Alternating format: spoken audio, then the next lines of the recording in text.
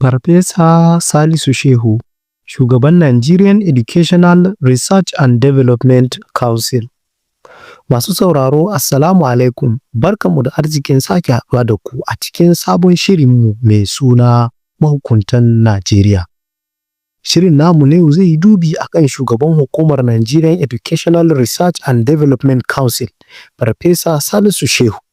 Farfesa fitaccen malamin addinin Musulunci ne a Najeriya kuma babban malamin jami'a a Bayero University.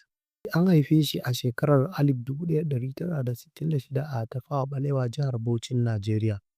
Ya yi digirinsa na farko a Jami'ar Bayero ta Kano. Ya yi digiri na biyu a Jami'ar Bayero ta Kano, sannan ya dangana ga yin digiri na uku wanda aka fi sani da digirin digirgir ko kuma PhD a Turance a Jami'ar Usmanu Danfodiyo da ke Sokoto, duka a fannin Educational Psychology, ilimin halayyar ɗan adam. Bayan nan ya yi aiki a kwalejin ilimi ta tarayya da ke Gombe a shekara ta 1990 zuwa 1994. Ya fara aiki da Jami'ar Bayero ta Kano a shekara ta 1994 a fannoni daban-daban wanda suka haɗa da Level Coordinator, Member a University Governing Council, Member a University Management Committee, Member a University Senate har sau biyu, Member a Postgraduate School Board and Committee of Deans and Directors. Ba iya nan ba, Farfesa ya kasance Director na farko a Institute of Continuing Education. Haka zalika ya ƙara kasancewa Pioneer Dean of the School of Continuing Education. Sannan kuma ya kasance tsohon Director, Center for Islamic Civilization and Interfaith Dialogue. Babban malamin ya rubuta littattafai da dama, sannan kuma ya gabatar da ƙasidu a taron ciki da wajen gida wanda ake wa laƙani da conferences a Turance, wanda aka buga su a manya-manyan mujallun duniya.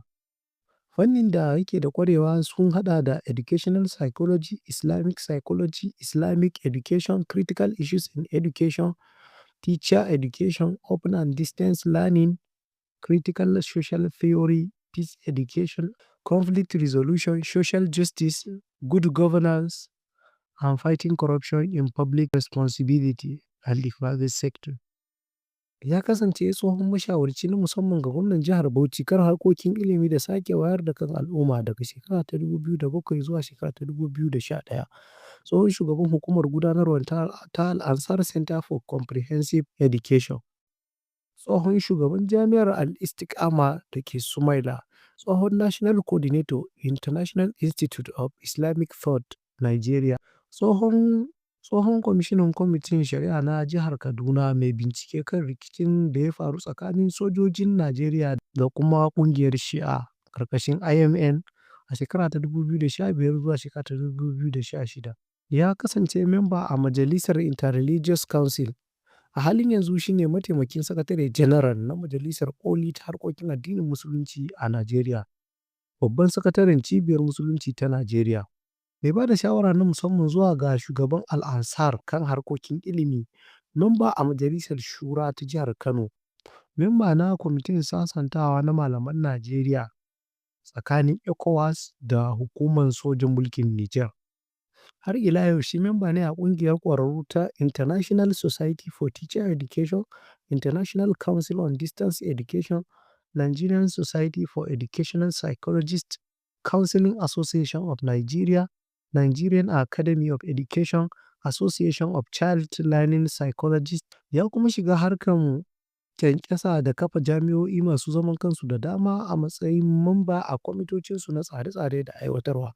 Waɗannan sun haɗa da Jami'ar Al-Istiqama Sumaila, Jami'ar Al-Ansar Maiduguri, Jami'ar Raihan Birnin Kebbi, Jami'ar Umma Abuja. Haka kuma memba ne a kwamitin amintattu na Jami'ar Al-Ansar da ke Maiduguri. Sauran muhimman ayyukan ilimi da ya halarta ko kuma yake ci gaba da halarta sun haɗa da JAM Equal Opportunity Group, memba a kwamitin ma'aikatar ilimi ta tarayya don bunƙasa manufofin yaƙi da cin zarafi da sauransu. To masu sauraron mu duka-duka da haka muka kawo ƙarshen shirin namu na yau. A madadin wanda suka taimaka wannan shirin ya zo muku, ni da na shirya na gabatar. Muhammad Awal Ibrahim nake cewa mu kasance lafiya.